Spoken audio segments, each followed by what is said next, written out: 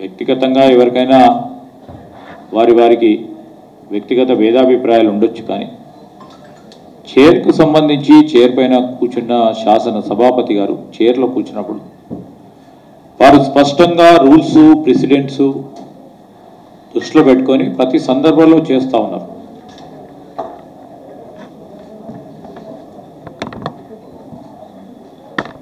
Party పరంగా ఈరోజు ఎవరికి కూడా కాంగ్రెస్ పార్టీకి సంబంధించి కూడా ప్రధానంగా ఫైనాన్షియల్ కమిటీస్ ఏవైతే స్పీకర్ గారు ఒక ప్రక్రియ ప్రకారం ఎన్నిక చేసుకోవడానికి ఆ ప్రక్రియ భాగంలో ఎన్నిక చేయటం జరిగిందో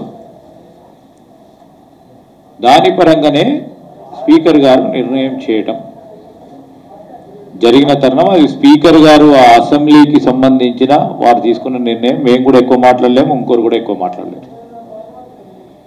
ఈరోజు స్పీకర్ గారు సంబంధించి మళ్ళా పార్టీ కాంగ్రెస్ పార్టీ అని అడ్డగోలుగా ఇష్టారాజ్యంగా మాట్లాడడం అనేది బీఆర్ఎస్ పార్టీకి సంబంధించిన వారు అధికారం కోల్పోయి 8 నెలలు గడిచినప్పటికీ ప్రజలు తీర్పు ఇచ్చినప్పటికీ ఒక్కసారి కాదు, శాసనసభ ఎన్నికల్లో తీర్పిచ్చారు. ప్రభుత్వం మాకు ఈ ప్రభుత్వం కావాలని ఆలోచన చేసి మెజారిటీ స్థానాలు కాంగ్రెస్ పార్టీకి ఇచ్చి ఈరోజు ప్రభుత్వాన్ని మీరు నడపాలని వారు ప్రజలు తీర్పిచ్చారు. అయినా కానీ ఆ 2-3 నెలలు ఉరికిడు. మళ్ళొక్క వారు తీర్పిచ్చారు, ఇంకా గట్టి తీర్పిచ్చారు. పార్లమెంట్ ఎన్నికల్లో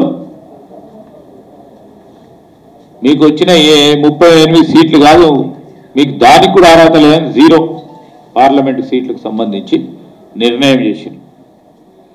చేసిన తర్వాత కూడా ఇంకా కూడా పార్టీ వ్యవహారాలకు సంబంధించి కానీ ప్రజలకు సంబంధించిన అంశాల విషయంలో అయ్యో ప్రభుత్వం కోల్పోయినాం అనే బాధ,